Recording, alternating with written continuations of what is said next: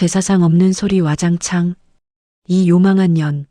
내년이 감히 내 귀한 손녀를 부려먹어? 앙.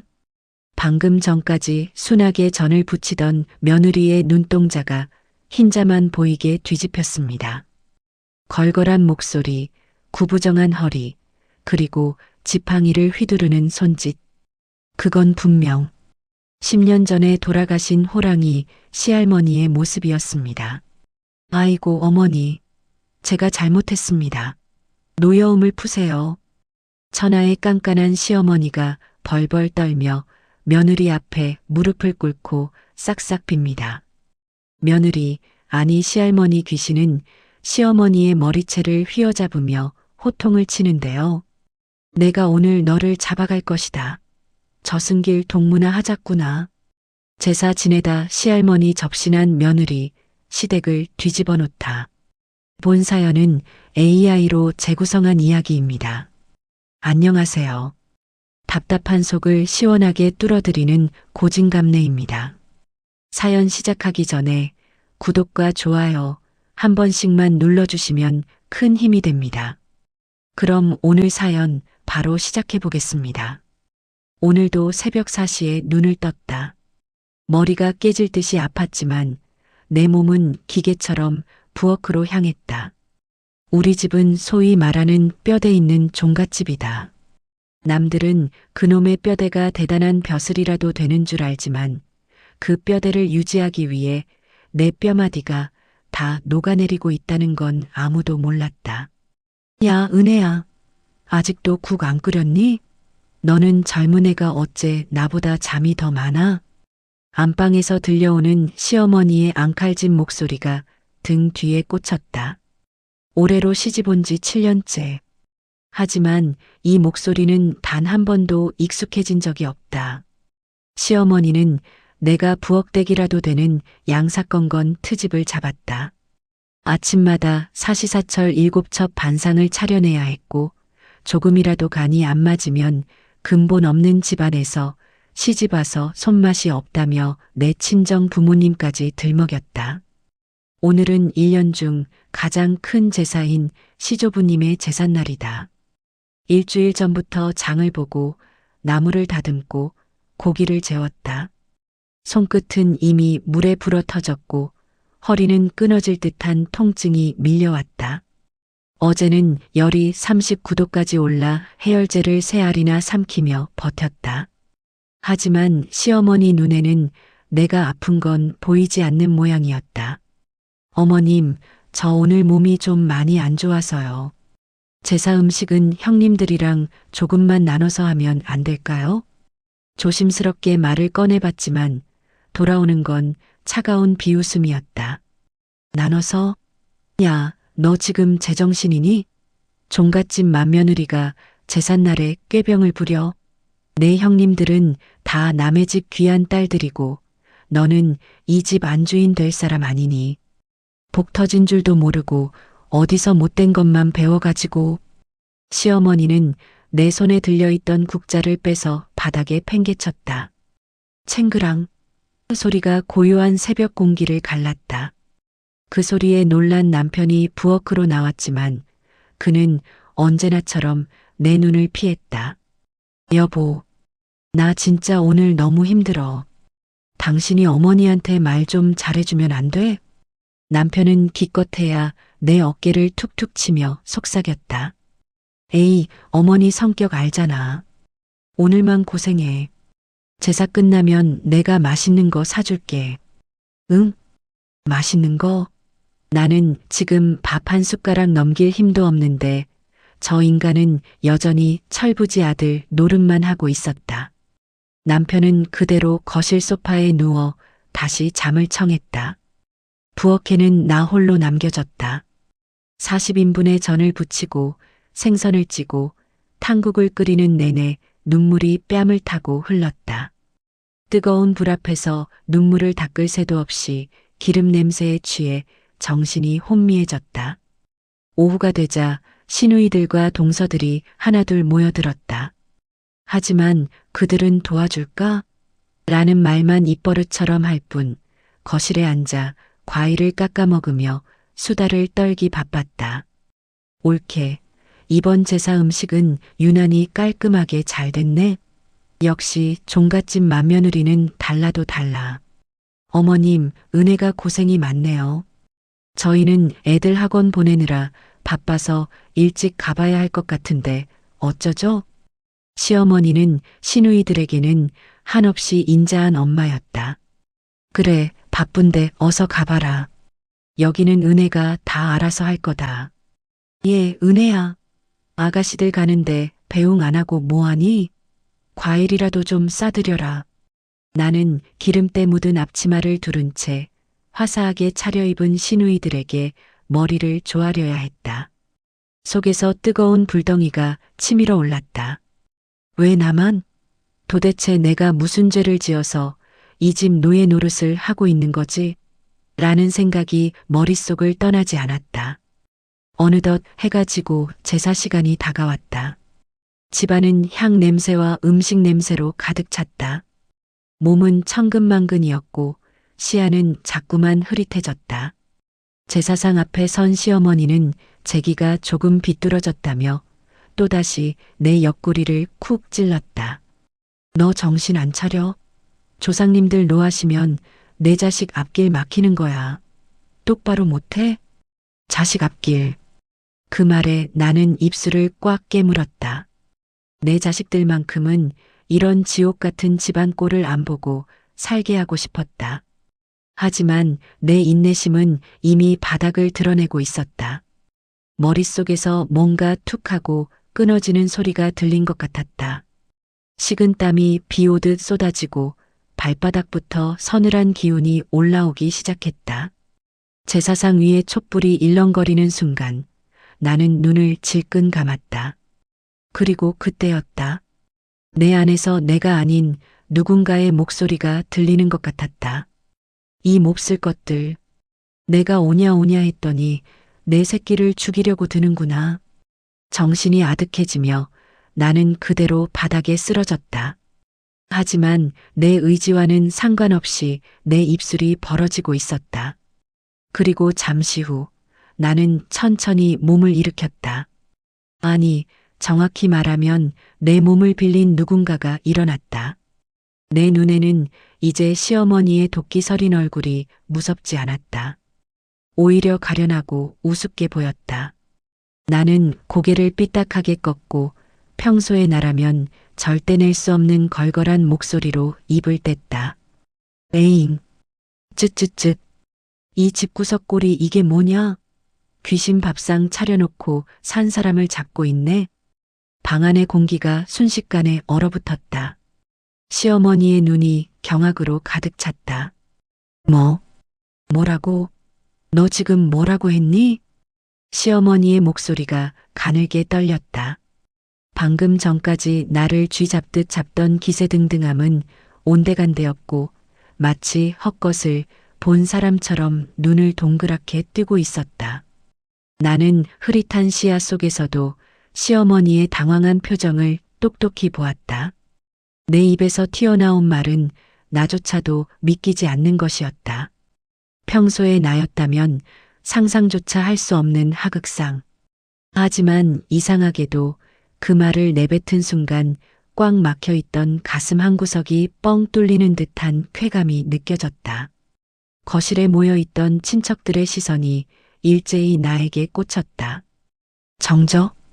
숨소리조차 들리지 않는 무거운 침묵이 제사상 위를 감돌았다. 그 침묵을 깬 것은 역시나 눈치 없는 내 남편이었다. 여보, 당신 왜 그래? 어디 아파? 열나서 그래? 남편이 허둥지둥 달려와 내 어깨를 잡고 흔들었다. 그 손길이 닿자마자 내 몸속 깊은 곳에서 뜨거운 불덩이가 다시 한번 치솟았다. 아프냐고? 그래, 아프다. 몸도 아프지만 너희 식구들 비위 맞추느라 썩어 문드러진 내 속이 더 아프다. 나는 남편의 손을 거칠게 뿌리쳤다. 내 힘이 어디서 났는지 모를 정도로 강했는지 남편이 억소리를 내며 뒤로 나자빠졌다. 이게 진짜 미쳤나? 어디서 남편을 밀쳐. 시어머니가 다시금 도끼를 품고 소리쳤다. 아, 너 지금 제사 지내기 싫어서 쇼하는 거지? 어디서 못된 것만 배워가지고 시미치 뚝 떼고 있어? 당장 일어나서 절 안 해? 조상님들 보고 계시는데 천벌을 받을련. 천벌? 하, 참으로 우스운 말이었다. 며느리 등골 빼먹으며 호의호식하는 당신들은 천벌을 안 받고 아픈 몸 이끌고 제사상 차린 내가 천벌을 받는다고? 세상에 그런 법이 있다면 그건 신이 없는 게 아니라 신이 미친 거다. 나는 비틀거리며 자리에서 일어났다. 다리가 후들거렸지만 정신은 그 어느 때보다 맑았다. 마치 얼음물을 뒤집어 쓴 듯 차갑게 식어가는 이성. 나는 결심했다. 이왕 미친 취급받은 거 진짜로 미쳐주기로. 오늘 내가 이 판을 엎지 않으면 나는 내일 아침 눈을 뜨지 못할 것 같다는 섬뜩한 예감이 들었다. 나는 고개를 천천히 돌려 제사상 위에 올려진 영정사진을 바라보았다. 10년 전에 돌아가신 시할머니. 깐깐하기로 소문나 시어머니조차 벌벌 떨게 만들었던 그분. 살아생전 나를 유독 아껴주시지는 않았지만 적어도 시어머니가 나를 괴롭힐 때면 애잡겠다. 그만해라라며 혀를 차시곤 했던 분이다. 그래 할머니. 오늘 하루만 저 좀 도와주세요. 아니, 제 몸 좀 빌려드릴게요. 나는 눈에 힘을 풀고 동공을 흐릿하게 만들었다. 그리고 입꼬리를 기괴하게 비틀어 올렸다. 내 안의 분노가 시할머니의 기억을 끄집어냈다. 구부정한 허리, 뒷짐을 지는 습관, 그리고 특유의 걸걸하고 쉰 목소리. 냄새가 나는구나. 나는 코를 킁킁거리며 제사상 주위를 어슬렁거렸다. 시어머니가 기가 차다는 듯 팔짱을 끼고 나를 노려보며 쏘아붙였다. 뭐라는 거야? 냄새는 무슨 냄새가 나? 너 당장 그만 안 둬? 내일 날 박는 대로 친정에 전화해서 내 부모 오라고 할 거야. 가정교육을 어떻게 시켰길래 시어미 앞에서 눈을 까뒤집어. 친정 부모님. 그 단어가 내 이성의 끈을 완전히 끊어놓았다. 우리 엄마. 류머티즘 관절염으로 손가락이 다 휘어버린 우리 엄마. 딸 시집 보내고 죄인처럼 사돈 눈치 보느라 명절에도 나는 괜찮다. 시댁에 잘해라라며 전화 한 통 마음 편히 못하는 우리 엄마. 감히 당신 입에서 나올 분들이 아니야. 나는 고개를 획 돌려 시어머니를 정면으로 응시했다. 아니, 내려다보았다. 시어머니의 눈동자가 흔들렸다. 내 눈빛이 평소의 며느리 이은혜의 것이 아니었기 때문이다. 나는 한쪽 입꼬리를 실룩이며 시할머니가 생전에 자주 쓰시던 말투를 흉내냈다. 에잉. 쯧쯧쯧. 말순이 너 여전하구나. 여전히 입만 살아서 나불대는 꼴이 아주 가관이야. 말순은 시어머니의 이름이다. 며느리가 시어머니의 이름을 그것도 하대하며 부른 것이다. 거실에 있던 작은아버님 시동생이 먹던 사과를 뱉으며 벌떡 일어났다. 형수님, 지금 뭐 하시는 겁니까? 어머니한테 말순이라니요. 나는 작은아버님 쪽으로 눈길조차 주지 않고 지팡이를 짚은 듯 허공에 손을 휘저으며 시어머니에게 한 발자국 다가갔다. 내가 억울해서 눈을 감을 수가 있어야지. 저승 문턱까지 갔다가 내 새끼 곡소리가 들려서 다시 왔다. 이년아. 내 목소리는 긁힌 쇠소리처럼 낮고 탁했다. 시어머니의 얼굴이 백지장처럼 하얗게 질리기 시작했다. 그 목소리, 그 톤, 그리고 결정적으로 말순이라고 부를 때의 억양. 그건 당신이 30년 동안 모셨던 호랑이 시어머니나에게는 시할머니의 목소리와 똑같았기 때문이다. 너 지금 누구? 시어머니가 뒷걸음질을 쳤다. 나는 비릿한 웃음을 흘리며 제사상 앞으로 다가갔다. 그리고 정성스럽게 쌓아 올린 배를 하나 집어들어 껍질째 와작 씹어 먹었다. 과즙이 턱을 타고 흘러내렸다. 평소라면 상상도 못할 행동. 제사 지내기도 전에 재물을 손대다니. 하지만 나는 멈추지 않았다. 배가 뭐 이리 퍼석해. 싼 거 샀구나. 겉만 번지르르 하고 속은 썩은 걸 올렸어. 내년 소갈머리처럼. 내가 씹던 배 조각을 시어머니 발치에 뱉어내자 시어머니가 비명을 지르며 주저앉았다. 아, 어머님? 설마 어머님이세요? 공포가 방 안을 잠식했다. 남편은 입을 벌린 채 굳어버렸고 시누이들은 서로를 부둥켜 안고 떨기 시작했다. 이게 통한다. 이 사람들이 정말 믿고 있다. 나는 속으로 쾌재를 불렀다. 그래, 미친 척하는 김에 끝까지 가보자. 나는 입가에 묻은 배즙을 손등으로 거칠게 닦아내며 바닥에 주저앉은 시어머니를 향해 삿대질을 했다. 말순이 내 인연. 내가 죽을 때 유언으로 뭐라 했더냐? 며느리 고생시키지 말고 형제간에 우애 좋게 지내라고 했거늘. 내가 내 말을 귓등으로도 안 들어? 내 손녀나 꼴을 좀 봐라. 뼈만 남아서 앙상한 거 안 보이냐? 나는 내 마른 팔목을 들이밀며 소리쳤다. 시어머니는 이제 사시나무 떨듯 떨며 두 손을 싹싹 빌기 시작했다. 아이고 어머님, 잘못했어요. 제가 잘못했습니다. 귀신이 돼서 오실 줄은 몰랐어요. 잘못? 입으로만 잘못이지 속으로는 욕하고 있는 거 다 안다. 내가 시집 올 때 해온 혼수 이불, 엿 바꿔 먹은 거 내가 모를 줄 아냐? 이건 도박이었다. 예전에 남편에게 얼핏 들었던 이야기. 시어머니가 젊은 시절 시할머니 몰래 혼수를 팔아먹었다가 걸려서 혼쭐이 났었다는 그 옛날 이야기. 시어머니의 눈이 찢어질 듯 커졌다. 그건 남편도 시누이들도 모르는 오직 시할머니와 시어머니 둘만의 비밀이었기 때문이다. 그걸 어떻게 해? 시어머니의 반응을 보니 전곡을 찌른 게 분명했다. 확신이 든 나는 이제 거칠 것이 없었다. 나는 제사상 끄트머리를 발로 쾅 찼다. 제기가 와르르 무너지며 정과 나물들이 바닥으로 쏟아졌다. 이딴 제사상은 개나 줘라. 정성은 하나도 없고 며느리 피눈물로 차린 밥상, 내 목구멍에 넘어갈 것 같으냐. 나는 바닥에 떨어진 탕국 그릇을 발로 밟아 으깨며 짐승처럼 포효했다. 오늘 밤 이 집구석은 내가 접수한다. 각오해라 김말순. 내 시어미보다 더 독한 며느리 귀신이 뭔지 보여줄 테니까.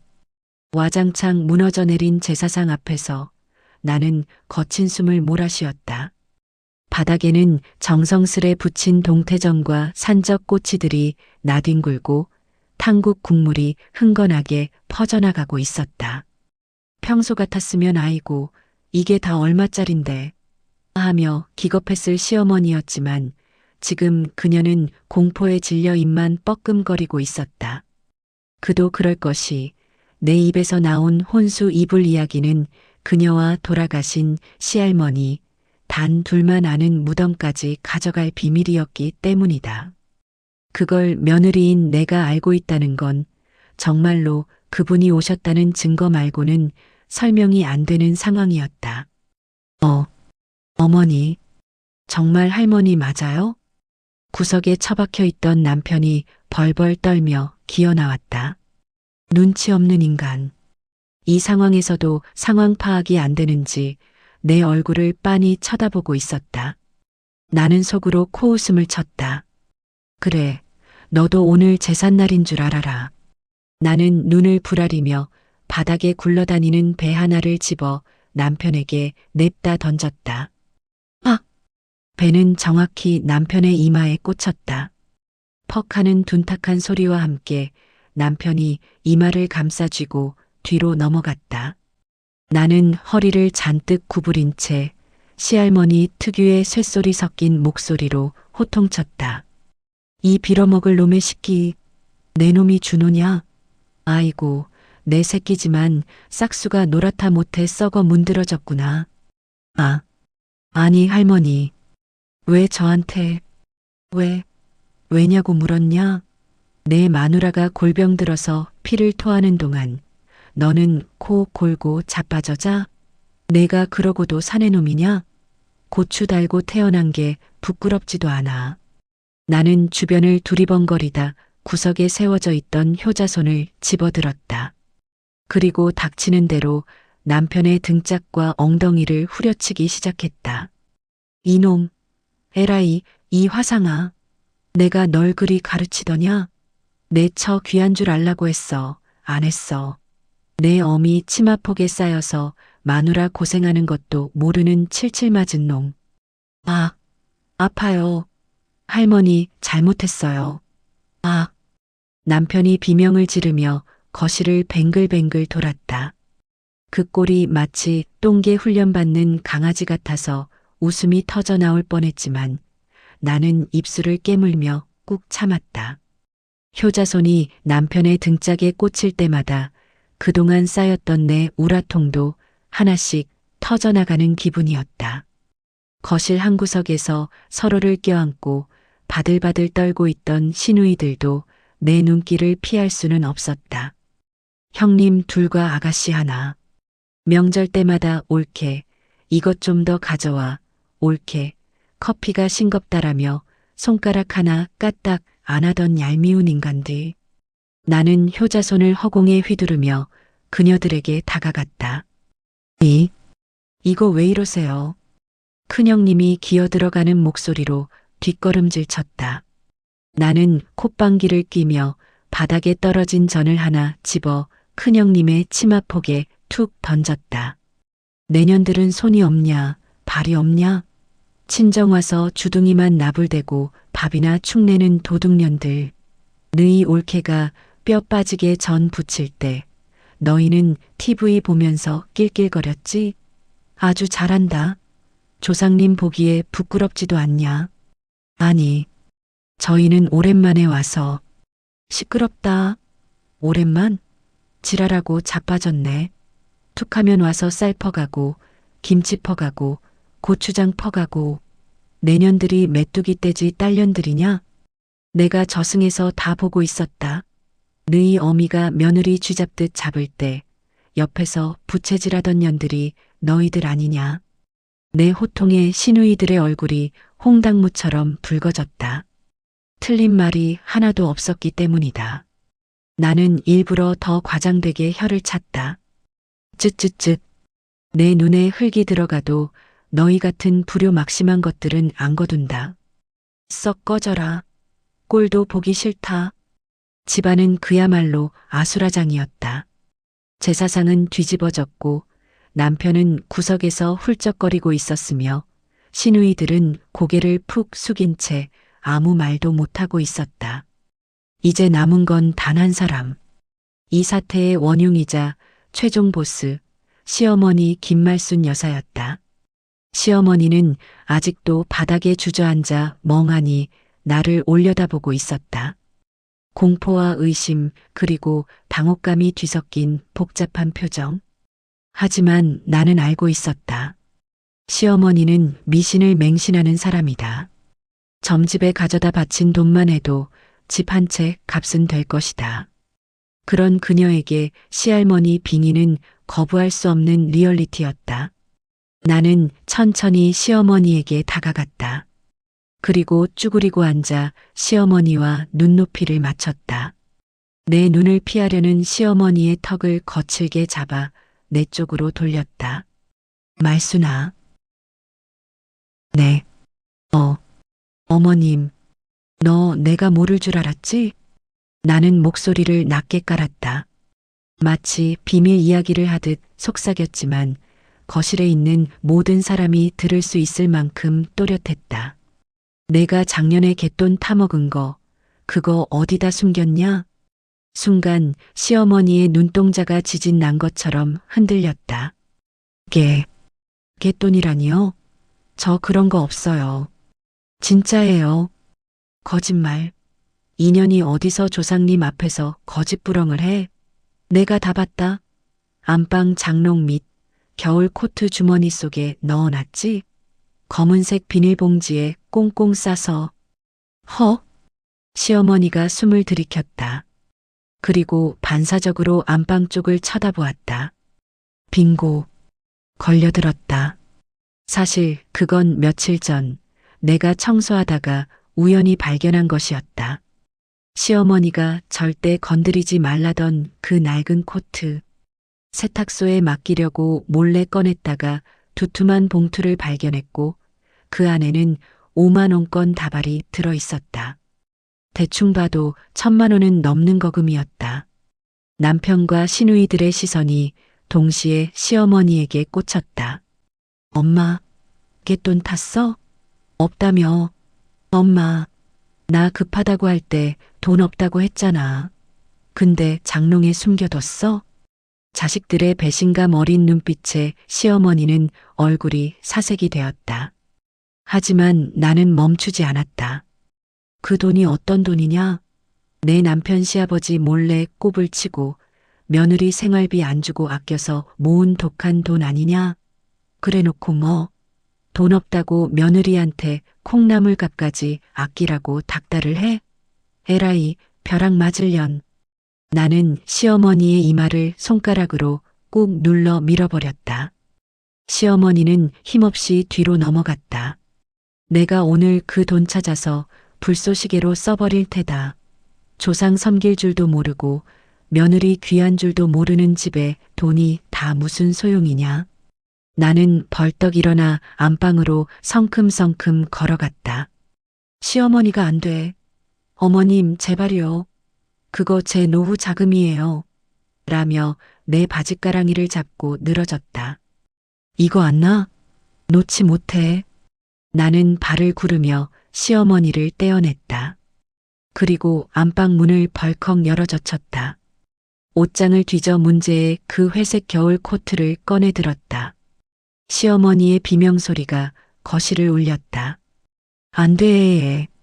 나는 코트 안주머니에서 검은 비닐봉지를 꺼내보란 듯이 흔들어 보였다. 묵직했다. 나는 봉지를 뜯어 돈다발을 허공에 흩뿌렸다. 5만 원권 지폐들이 눈송이처럼 거실 바닥으로 팔랑팔랑 떨어졌다. 자 봐라. 이게 내 어미의 실체다. 며느리는 병원비 아까워서 끙끙 앓게 만들고 지는 뒤에서 돈방석 깔고 앉아 있었어. 남편과 시누이들은 바닥에 떨어진 돈을 줍느라 정신이 없었다. 그 아수라장 속에서 시어머니는 대성통곡을 하고 있었다. 아이고 내 돈. 아이고 내 돈. 나는 그 꼴을 내려다보며 쾌감을 느꼈다. 7년 묵은 체증이 한 방에 내려가는 순간이었다. 하지만 아직 부족했다. 이왕 뒤집어 놓은 거 확실하게 쐐기를 박아야 했다. 나는 바들바들 떨고 있는 시어머니의 멱살을 잡고 일으켜 세웠다. 그리고 내 얼굴을 그녀의 코앞까지 들이밀었다. 잘 들어라 말순아. 내 손녀 며느리가 이 집에서 눈물 한 방울이라도 더 흘리는 날엔 내가 그날로 너를 데리러 올 것이다. 알겠냐? 서늘한 경고. 내 목소리는 진짜 저승사자의 그것처럼 차갑고 음산했다. 시어머니는 너무 놀란 나머지 딸꾹질을 시작했다. 네. 자, 잘못했습니다. 그리고 이놈의 제사. 죽은 사람 밥 차려주다가 산 사람 잡는 이딴 제사. 당장 때려치워. 앞으로 한 번만 더 며느리 부려먹으면 내 제사상에 내 영정사진도 같이 올라갈 줄 알아라. 나는 마지막 힘을 짜내어 사자우를 토했다. 머리가 핑 돌았다. 너무 열연을 펼친 탓일까 아니면 고열 때문일까? 눈앞이 다시 흐릿해지기 시작했다. 이제 퇴장할 타이밍이었다. 나는 가장 극적인 엔딩을 위해 눈을 희번덕거리며 몸을 부르르 떨었다. 간다. 나는 간다. 말을 마침과 동시에 나는 의식을 잃은 척 남편 쪽으로 힘없이 쓰러졌다. 남편이 화들짝 놀라 나를 받아 안았다. 여보, 은혜야, 정신 차려. 어머님, 할머니 가셨어요? 가족들의 다급한 목소리가 멀어졌다. 나는 남편의 품에 안겨 속으로 쾌재를 불렀다. 성공이다. 완벽했어. 하지만 진짜 게임은 내가 눈을 뜬 다음부터였다. 과연 이 난장판을 겪은 시댁 식구들이 내일 아침 나를 어떻게 대할까? 상상만 해도 입꼬리가 실룩거렸지만 나는 억지로 표정을 풀고 깊은 잠에 빠져든 척 연기를 계속했다. 제사는 끝났다. 그리고 며느리 이은혜의 새로운 세상이 열렸다. 지끈거리는 두통과 함께 눈을 떴다. 낯선 천장이었다. 아니, 익숙하지만 내가 누워 있어서는 안 될 천장이었다. 은은한 금색 벽지, 화려한 샹들리에, 그리고 등 뒤에서 느껴지는 뜨끈한 온기. 나는 화들짝 놀라 몸을 일으키려 했다. 하지만 몸이 천근만근 무거워 손가락 하나 까딱하기 힘들었다. 정신을 차리고 주변을 둘러보았다. 이곳은 안방이었다. 시어머니가 며느리 기세진다며 절대 들어오지도 못하게 했던 그 성역 같은 공간. 내가 지금 시어머니의 보물 1호인 옥돌 침대 위에 누워 있는 것이다. 그것도 시어머니가 아끼는 최고급 명주 이불을 덮고서. 내가 앓는 소리를 내자 방문이 벌컥 열리며 남편이 뛰어들어왔다. 여보, 정신이 들어? 괜찮아? 나 누군지 알아보겠어? 남편의 얼굴은 가관이었다. 이마에는 어제 내가 던진 배에 맞은 멍 자국이 선명했고 등은 구부정하게 굽어 있었다. 그는 나를 걱정하는 눈빛 반, 공포에 질린 눈빛 반으로 쳐다보고 있었다. 나는 짐짓 아무것도 기억나지 않는다는 표정을 지으며 눈을 깜빡였다. 여기, 어디야? 나 왜 안방에 있어? 제사는? 제사는 어떻게 됐어? 나의 순진무구한 물음에 남편이 마른 침을 꿀꺽 삼켰다. 그는 힐끔힐끔 등 뒤를 살피더니 내 손을 조심스럽게 잡았다. 평소 같으면 야 빨리 일어나서 밥 차려 라고 했을 인간이 내 손이 부서지기라도 할까봐 깃털처럼 가볍게 쥐고 있었다. 당신 진짜 기억 안 나? 어제 그 난리가 났는데? 난리? 무슨 난리? 나 전 붙이다가 너무 어지러워서 쓰러진 것까진 기억나는데 그 뒤로는 필름이 끊긴 것처럼 캄캄해. 거짓말이었다. 아주 생생하게 기억난다. 배를 씹어먹던 맛, 돈다발을 뿌릴 때의 쾌감, 그리고 시어머니의 공포에 질린 얼굴까지. 하지만 나는 이 연극을 완벽하게 끝마쳐야 했다. 내가 기억이 없다고 해야 그 모든 행동이 조상신의 뜻이 되어 그들을 옥죄일 테니까. 그때 열린 문틈으로 시어머니가 들어왔다. 그런데 그 모습이 내가 알던 김말순 여사가 맞나 싶었다. 헝클어진 머리, 퀭한 눈, 그리고 양손에 들려있는 쟁반. 쟁반 위에는 김이 모락모락 나는 전복죽과 정갈한 물김치가 놓여 있었다. 시어머니는 쟁반을 협탁에 내려놓으며 내 눈치를 살폈다. 나와 눈이 마주치자 화들짝 놀라며 뒷걸음질까지 쳤다. 어머님? 내가 평소처럼 불렀을 뿐인데 시어머니는 히익 하고 짧은 비명을 질렀다. 아니. 깼니? 몸은 좀 어떠냐? 목소리가 바들바들 떨리고 있었다. 나는 속으로 웃음을 삼키며 힘없는 목소리로 대답했다. 죄송해요, 어머님. 제가 감히 안방을 차지하고 당장 나갈게요. 제사 음식 치워야 하는데. 내가 이불을 걷고 일어나려 하자 시어머니가 기겁을 하며 달려와 나를 다시 눕혔다. 아니다. 아니야. 움직이지 마라. 재산은 다 끝났다. 상도 다 치웠고 설거지도 내가. 아니, 우리가 다 했다. 너는 그냥 누워 있어라. 제발, 제발이라니.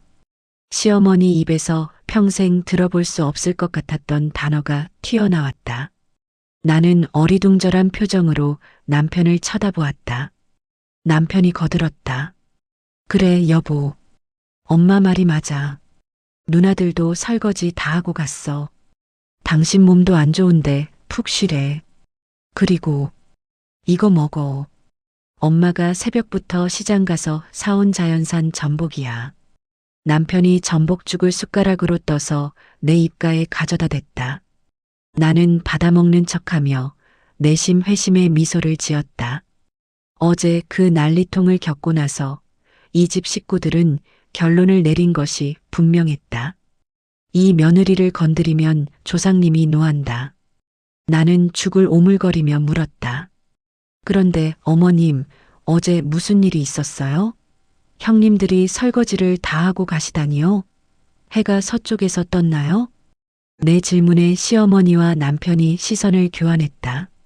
시어머니가 마른 입술을 축이며 조심스럽게 입을 열었다. 너 진짜 기억 안 나냐? 내가 어제 할머님, 아니 내 시어머니 흉내를 냈잖아. 갯돈 숨긴 것도 다 찾아내고. 네, 제가요? 말도 안 돼요. 제가 감히 어떻게 어머님 갯돈을 건드려요? 그리고 할머님이라니요? 나는 눈을 동그랗게 뜨고 억울하다는 듯 가슴을 쳤다. 어머, 저 진짜 미쳤나 봐요. 열이 너무 나서 헛소리를 했나? 어머님, 제가 실수했다면 용서해 주세요. 죽을 죄를 지었습니다. 나는 침대에서 내려와 무릎을 꿇으려는 신용을 했다. 그러자 시어머니가 비명을 지르며 나를 뜯어말렸다. 아이고, 이러지 마라. 제발 이러지 마. 너 그러다가 또 그분이 오시면 어쩌려고 그래. 시어머니는 내 몸에 닿는 것조차 무서워했다.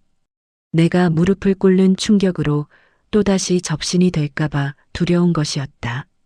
그녀의 눈에는 내가 며느리가 아니라 언제 터질지 모르는 시한폭탄으로 보이는 듯했다. 그분이라니요? 아, 아니다. 아무튼 너는 몸조리나 잘해라. 그리고 당분간 부엌 근처에는 얼씬도 하지 마. 물 한 방울 묻히지 마라. 알겠냐? 이게 꿈인가 생시인가. 7년 만에 얻은 가사 노동 해방 선언이었다. 나는 감격을 숨기고 걱정스러운 표정으로 물었다. 그럼 밥은요? 빨래랑 청소는 누가 해요? 내가 한다. 아니, 내가 할게. 준호 아범 시키든지 할 테니까 너는 신경 끄고 쉬어. 방도 당분간 이 방 써라. 나는 건너방 가서 자면 되니까. 시어머니는 도망치듯 방을 나가려 했다. 그때였다. 나는 이 상황을 조금 더 확실하게 굳히기 위해 작은 연기를 하나 더 추가하기로 했다. 나는 갑자기 뒷목을 잡으며 신음소리를 냈다. 어깨가, 왜 이렇게 어깨가 무겁지? 그러자 방문을 나서려던 시어머니가 그 자리에서 얼어붙었다. 그녀가 천천히, 아주 천천히 고개를 돌렸다. 공포로 질린 얼굴. 어깨가 왜 많이 무겁냐? 나는 눈을 개슴츠레하게 뜨고 허공을 멍하니 응시하며 중얼거렸다. 글쎄요. 꼭 누가 타고 있는 것 마냥 묵직하네요. 할머니 냄새 같은 것도 나는 것 같고. 히익. 시어머니는 비명을 지르며 엉덩방아를 찧었다. 그리고는 기어 가다시피 거실로 도망쳤다. 아이고 어머니, 잘못했습니다. 제가 죽일 년입니다. 며느리한테 잘할게요. 제발 가세요. 제발. 거실에서 시어머니가 허공에 대고 비는 소리가 들려왔다. 남편도 사색이 되어 내 어깨를 주무르기 시작했다. 여보, 내가 주물러 줄게. 할머니 가시라고 해. 제발. 나는 남편의 손길을 받으며 고개를 숙였다. 터져나오는 웃음을 참기 위해서였다. 어깨가 무거운 건 어제 전을 400장이나 붙여서 근육통이 온 것뿐인데 이 사람들은 그걸 귀신이 아직 붙어 있는 징조로 받아들였다. 잠시 후 마음을 진정시킨 시어머니가 다시 들어왔다. 손에는 두툼한 봉투가 들려 있었다. 어제 내가 뿌려버렸던 그 갯돈 중 일부인 듯했다. 자, 이거 받아라. 이게 뭐예요? 너, 보약이라도 지어 먹어라. 그리고 옷도 좀 사입고, 애미가 그동안 너한테 너무 야박하게 굴어서 조상님이 노하셨나 보다. 이거 받고 마음 좀 풀어라. 응? 봉투를 받아드니 묵직했다. 언뜻 봐도 200만 원은 넘어 보였다. 10원 한 장 주지 않던 짠순이 시어머니가 제 손으로 돈을 내놓다니. 이건 기적이었다. 어머님, 저한테 왜 이러세요? 무서워요. 아니다, 무서워할 거 없다. 그냥 내가 건강해야 집안이 평안할 것 같아서 주는 거니까 군말 말고 넣어둬. 시어머니는 내 눈을 똑바로 쳐다보지도 못하고 황급히 나갔다.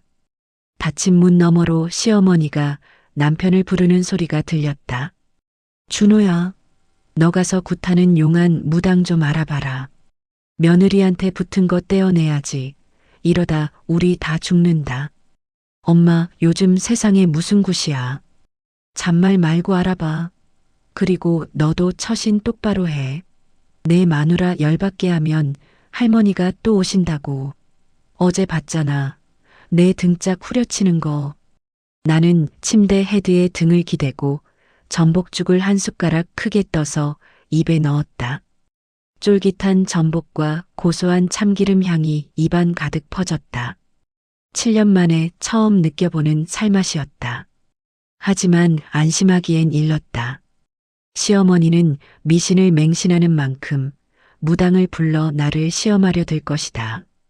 구판이라. 그거야말로 내가 가장 잘 놀 수 있는 무대가 아닌가. 나는 입가에 묻은 죽을 닦으며 조용히 중얼거렸다. 할머니, 다음번엔 좀 더 세게 놀아드릴게요. 기대하세요. 창밖에는 맑은 햇살이 비치고 있었다. 나의 시집살이는 끝났다. 그리고 찬란하고 위대한 며느리 전성시대가 막 시작되고 있었다. 며칠간의 평화는 폭풍 전야와도 같았다. 시어머니는 나를 피해 다니면서도 어딘가 분주해 보였다. 안방에서 누군가와 은밀하게 통화를 하거나 달력을 보며 손가락을 꼽는 모습이 심상치 않았다.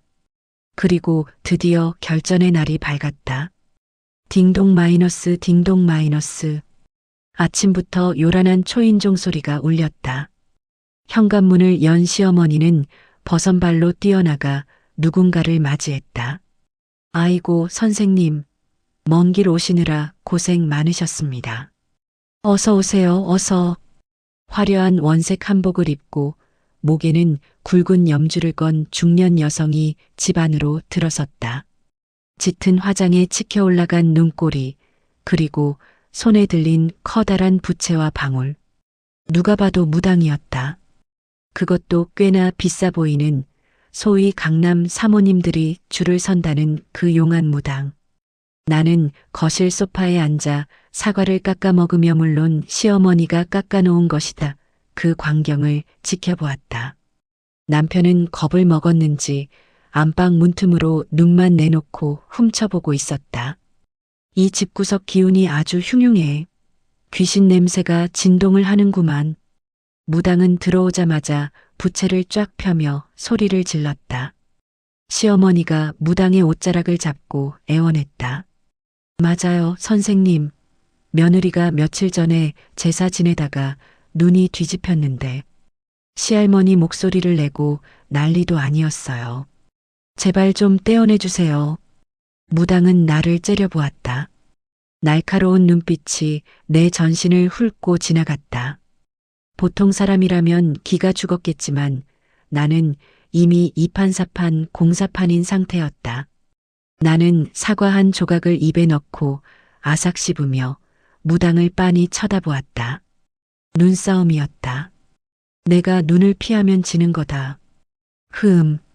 독한 것이 들어앉았네. 아주 찰싹 달라붙었어. 무당이 혀를 찼다. 시어머니는 내 눈치를 슬금슬금 보며 물었다. 그렇죠? 굿을 해야 하나요? 돈은 얼마든지 드릴게요. 굿으로 될까 모르겠네. 일단 비방부터 써보자고. 썩 물러가라. 무당은 품에서 팥과 소금을 한 줌 꺼내더니 내 얼굴에 냅다 뿌렸다. 탁 따가웠다. 파탈이 이마와 볼을 때렸다. 순간 욱하는 성질이 올라왔지만 나는 표정 하나 바꾸지 않고 태연하게 손으로 얼굴에 묻은 소금을 털어냈다. 그리고 바닥에 떨어진 파탈 하나를 주워 입에 쏙 넣고 오독오독 씹어 먹었다. 팥이 아주 실하네. 국산인가 봐. 나의 엽기적인 반응에 무당의 눈이 커졌다. 소금을 뿌리면 괴로워하며 뒹굴어야 하는데 간식처럼 주워 먹고 있으니 당황할 수밖에. 시어머니는 입을 틀어막고 경악했다. 선생님, 소용이 없나 봐요. 팥을 먹어요. 거참 지독한 놈일세. 안 되겠다. 상 차려라. 작두를 타든 춤을 추든 해서 끝장을 봐야겠어. 거실 한복판에 굿상이 차려졌다. 돼지머리 대신 삶은 돼지고기와 과일, 떡이 올라왔고 무당은 진과 꽹과리를 치는 조수들까지 불러들였다. 갱갱갱 마이너스 징징징 마이너스. 요란한 꽹과리 소리가 아파트 전체를 울렸다. 무당은 긴 칼을 양손에 쥐고 춤을 추기 시작했다. 땀을 뻘뻘 흘리며 내 주위를 빙글빙글 돌았다. 정신이 하나도 없었다. 시어머니는 구석에서 비손손을 비비며 비는 행위를 하고 있었다. 비나이다, 비나이다. 우리 며느리한테 붙은 귀신 좀 데려가 주십시오. 한참을 뛰던 무당이 갑자기 내 앞에 멈춰섰다. 그리고 칼끝을 내 목 겨누며 고함을 질렀다. 내 인연, 어디 감히 산 사람 몸을 탐내느냐. 좋은 말로 할 때 썩 나오지 못할까. 내가 누군지 내 눈엔 다 보인다. 무당의 기세가 꽤 험악했다. 여기서 내가 겁먹고 잘못했어요 라고 하면 나는 다시 예전의 식모살이 며느리로 돌아가야 한다. 그럴 순 없지. 나는 숨을 깊게 들이마셨다. 그리고 내 안의 배우 본능을 다시 한번 깨웠다. 나는 천천히 자리에서 일어났다. 무당이 움찔하며 한 걸음 물러섰다. 나는 눈을 희번덕거리며 목을 좌우로 꺾었다. 우두둑 뼈 소리가 났다. 그리고 입꼬리를 귀에 걸릴 듯이 찢어 웃으며 무당에게 다가갔다. 내 눈엔 내가 보이느냐? 내 목소리는 다시 시할머니의 그 걸걸한 톤으로 바뀌어 있었다. 무당은 당황한 듯 칼을 허공에 휘저었다. 뭐냐? 보인다. 썩 물러가라. 보이긴 개뿔이 보여. 내년 눈엔 돈밖에 안 보이지 않더냐. 나는 무당이 들고 있던 칼을 맨손으로 탁 쳐냈다. 무당이 비틀거리며 중심을 잃었다. 이게 무슨 힘이. 내 인연. 어디서 선무당이 사람 잡으려고 작두를 타? 내가 모시는 신령님이 그리 가르치더냐? 영험한 기운은 다 빠지고 욕심만 덕지덕지 붙은 게 감히 여기가 어디라고 들어와. 나는 호통을 치며 굿상 위에 있던 엽전 꾸러미를 집어 무당의 얼굴에 던졌다. 엽전들이 좌르르 소리를 내며 무당의 뺨을 때리고 바닥으로 흩어졌다. 아! 무당이 비명을 질렀다. 상황이 역전되었다. 나는 무당의 멱살을 잡고 흔들었다.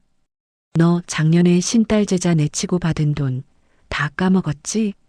그러고도 돈이 모자라서 여기 와서 사기를 쳐? 김말순이가 돈 좀 있어 보이니까 한탕 해먹으려고 왔잖아. 사실 이건 무당의 얼굴을 보자마자 떠오른 촉이었다. 짙은 다크서클과 초조해 보이는 손떨림. 도박이나 빚에 쫓기는 사람의 전형적인 특징이었다. 게다가 요즘 사이비 무당들이 판친다는 뉴스를 본 기억이 나서 대충 질러본 말이었다. 그런데 무당의 동공이 지진 난 듯 흔들리는 걸 보니 제대로 얻어걸린 모양이었다. 어떻게 알았? 어떻게 알긴. 내 눈엔 다 보인다. 내년 뒤에 붙은 잡기들이 득실득실해. 썩 꺼지지 못해? 안 그러면 내가 내년 신당까지 쫓아가서 다 뒤엎어버릴 테다. 나의 서슬퍼런 협박에 무당은 기가 완전히 꺾여버렸다. 그녀는 내가 보통 내기가 아니라는 걸, 아니 진짜 큰 신이 와 있다는 걸 직감한 듯 했다. 사실은 내 연기가 너무 리얼해서 속은 거겠지만 무당은 멱살 잡힌 채로 내 앞에 무릎을 꿇었다. 아이고, 잘못했습니다. 몰라봤습니다. 큰 어르신이 오신 줄도 모르고 제가 죽을 죄를 지었습니다. 무당이 넙죽절을 하자 구석에서 빌고 있던 시어머니의 눈이 튀어나올 듯 커졌다. 선생님? 왜 그러세요? 귀신을 쫓아야죠. 무당은 시어머니를 향해 버럭 소리를 질렀다. 이 여편네야. 조용히 해. 지금 내 며느리한테 오신 분은 잡기가 아니야. 너희 집안을 지켜주러 오신 조상신이자 장군신이시다. 네, 조상신이요? 그래, 감히 쫓아내려 하다니. 너희 집안 다 망하고 싶어 환장했어? 이분 심기 건드리면 너희 아들 사업이고 뭐고 다 박살나는 거야. 알겠어? 무당은 살기 위해 말을 바꿔버렸다. 나를 쫓아낼 수 없으니 차라리 나를 모셔야 할 신으로 추켜 세워 자신의 체면을 살리려는 속셈이었다. 아주 훌륭한 태세 전환이었다. 나는 속으로 쾌재를 불렀다. 들었냐, 말순아? 내가 뒷짐을 지고 거만하게 묻자 시어머니는 사색이 되어 바닥에 머리를 박았다. 아이고, 어머님. 제가 미천해서 몰라뵀습니다. 장군신이 오셨다니요. 그것도 모르고 무당을 불러서 내가 내 놈들 하는 꼴이 괘씸해서 혼내주려 했으나 내 손녀 며느리가 불쌍해서 참는 것이다. 앞으로 이 아이를 내 상전처럼 모셔라. 이 아이 눈에서 눈물 나게 하면 내 눈에선 피눈물이 날 줄 알아라. 네, 명심하겠습니다. 정말 잘 모실게요. 나는 무당을 향해 손짓했다. 너는 뭐하냐? 구판 걷어치우고 썩 꺼져. 복채받은 건 다 토해내고. 아, 알겠습니다. 바로 가겠습니다. 복채는 안 받겠습니다. 무당은 불이 나게 짐을 챙겨 도망치듯 현관을 나갔다. 신발도 제대로 못 신고 허둥지둥 사라지는 꼴이 가관이었다. 거실에는 다시 정적이 찾아왔다. 꽹과리 소리는 멈췄지만 시어머니와 남편의 심장 뛰는 소리는 더 크게 들리는 듯했다. 나는 천천히 아주 우아하게 소파 상석에 앉았다.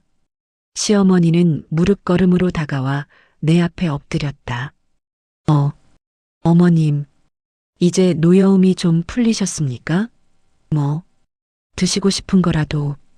나는 짐짓 거만한 표정으로 다리를 꼬고 앉았다. 목이 마르구나. 시원한 식혜 한 사발 가져와라. 살얼음 동동 띄워서. 아, 그리고 내 어깨가 결리니 준호 내 놈은 와서 주무르거라. 네, 알겠습니다. 시어머니는 주방으로 뛰어가고 남편은 쏜살같이 달려와 내 어깨를 주무르기 시작했다. 어머님, 시원하세요? 힘 조절 괜찮으세요? 조금 더 세게. 밥 먹고 힘을 어디다 쓰는 게냐? 네, 죄송합니다. 아, 이 맛이다. 이게 바로 권력의 맛이구나. 무당까지 내 편본의 아니게으로 만들었으니 이제 이 집안에서 나를 건드릴 사람은 아무도 없다. 나는 남편이 주물러주는 어깨 마사지를 받으며 시어머니가 가져올 식혜를 기다렸다. 입가에 새어나오는 웃음을 참느라 뺨이 다 아플 지경이었다. 하지만 아직 마지막 한 방이 남았다. 이 모든 것을 진짜로 굳히고 내가 이 집의 실질적인 가장으로 등극하는 대관식. 내일 아침 나는 시어머니에게 폭탄 선언을 할 생각이다. 집안 경제권, 즉 통장을 내놓으라는 요구. 과연 김말순 여사는 순순히 곳간 열쇠를 내놓을까? 안 내놓으면 또다시 그분을 소환하면 될 일이다. 다음 날 아침 나는 창가로 쏟아지는 눈부신 햇살에 눈을 떴다. 시계를 보니 오전 10시. 결혼 7년 만에 처음으로 늦잠을 잤다. 평소 같았으면 해중천에 떴는데 며느리가 돼지처럼 퍼질러 자냐? 라는 고함과 함께 등짝 스매싱이 날아왔겠지만 집안은 절간처럼 고요했다. 방문을 열고 거실로 나갔다. 부엌에서 달그락거리는 소리가 들렸다. 살금살금 다가가 보니 앞치마를 두른 시어머니가 콩나물을 다듬고 있었다. 그 옆에서는 남편이 고무장갑을 끼고 열심히 설거지를 하는 중이었다. 어머, 다들 일찍 일어나셨네요? 내 목소리에 두 사람의 어깨가 동시에 움찔했다. 시어머니가 화들짝 놀라 뒤를 돌아보며 어색하게 웃었다. 일어났니? 더 자지 그랬어. 몸도 안 좋은데. 배가 고파서요. 아침은 뭐예요? 소고기 묵국 끓였다. 내가 좋아하는 계란말이도 했고. 얼른 앉아라, 상 차려줄게. 나는 식탁 상석에 앉았다. 잠시 후 임금님 수라상 부럽지 않은 밥상이 차려졌다. 갓 지은 윤기 흐르는 쌀밥에 뜨끈한 국, 그리고 반찬 가짓수만 10가지가 넘었다. 남편은 잽싸게 물을 떠다 내 앞에 놓았다. 여보, 물 여기 있어. 시원한 거지? 그래. 고생이 많네. 나는 숟가락을 들고 국을 한술 떴다. 두 사람은 내 입으로 숟가락이 들어가는 모습을 마치 폭탄 해체 작업을 지켜보는 것처럼 긴장된 눈빛으로 응시했다. 간이 좀 심심하네요. 내 한마디에 시어머니의 안색이 흑빛이 되었다. 건강 생각해서 저염식으로. 맛이 없니? 다시 끓여줄까? 나는 피식 웃으며 고개를 저었다. 아니에요. 건강 생각해 주시는 건 어머님밖에 없네요. 잘 먹겠습니다. 그제야 두 사람은 안도의 한숨을 내쉬었다. 나는 밥을 먹으며 머릿속으로 계산기를 두드렸다. 이제 기선제압은 끝났고 실질적인 전리품을 챙길 차례였다. 나는 숟가락을 내려놓고 정색을 하며 시어머니를 불렀다. 어머님, 왜 그러니?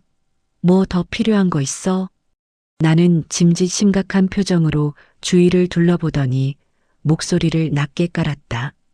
어젯밤 꿈에 할머님이 또 나타나셨어요. 할머님이라는 단어가 나오자마자 시어머니가 숟가락을 떨어뜨렸다. 쨍그랑. 할머님이 뭐라고 하시더냐? 그게 집안 곳간이 새고 있다고 화를 많이 내시더라고요. 돈 관리가 엉망이라서 집안에 우환이 끊이질 않는 거라고. 저한테 곳간 열쇠를 맡기라고 하시던데요. 곳간 열쇠?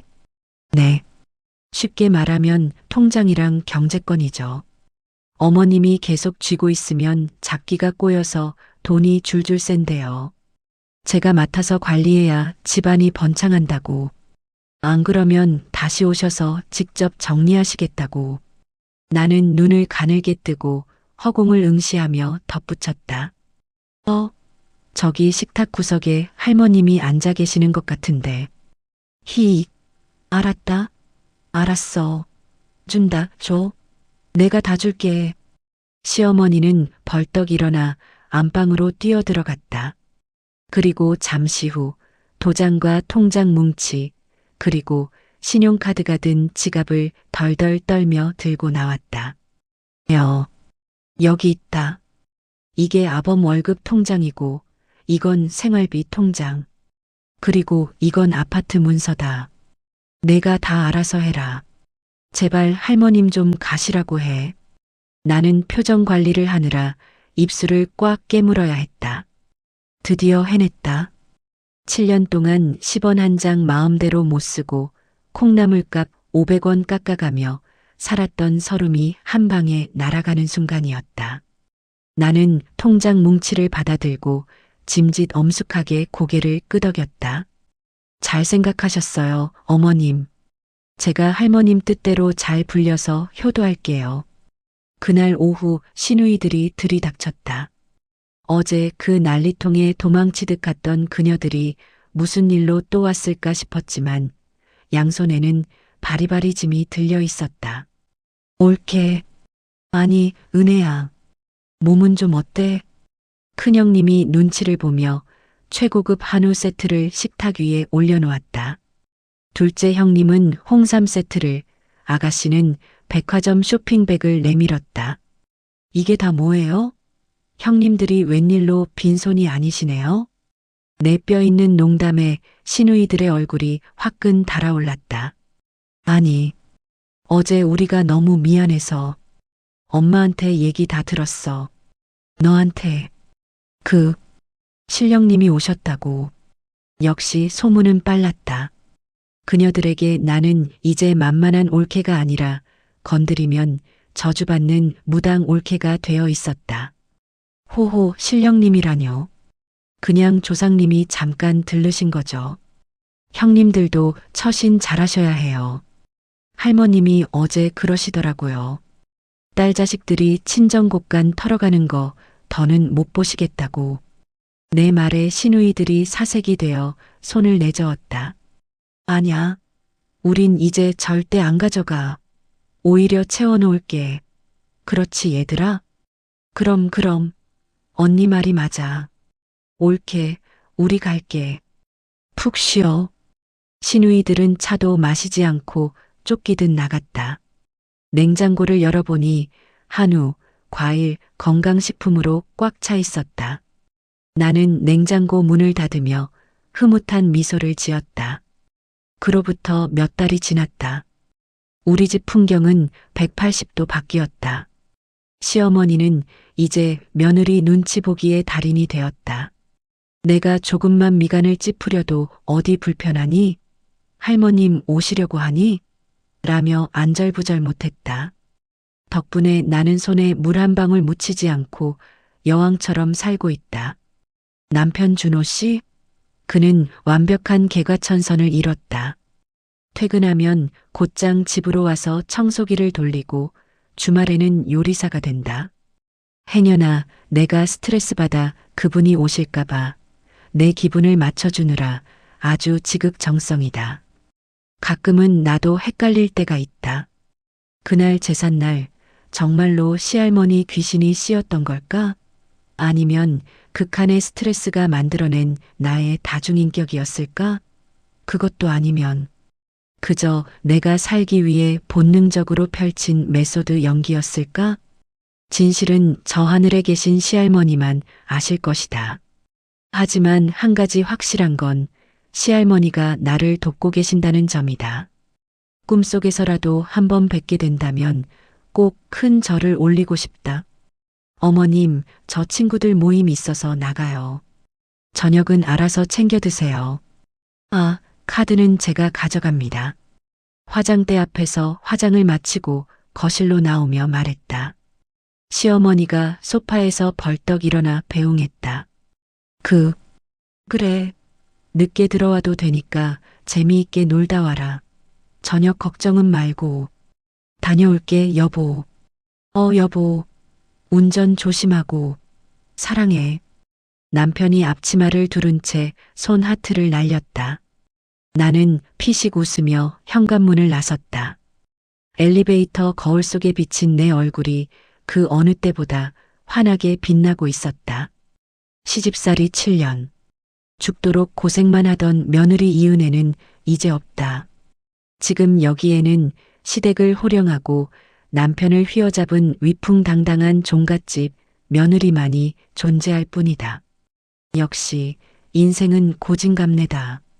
쓴맛을 다 보면 반드시 단맛이 오는 법이니까. 물론 그 단맛을 쟁취하기 위해선 가끔은 미친 척도 필요한 법이다. 할머니, 감사합니다. 앞으로도 쭉 지켜봐 주세요. 나는 파란 하늘을 향해 윙크를 날리며 경쾌한 발걸음으로 세상 밖으로 나아갔다.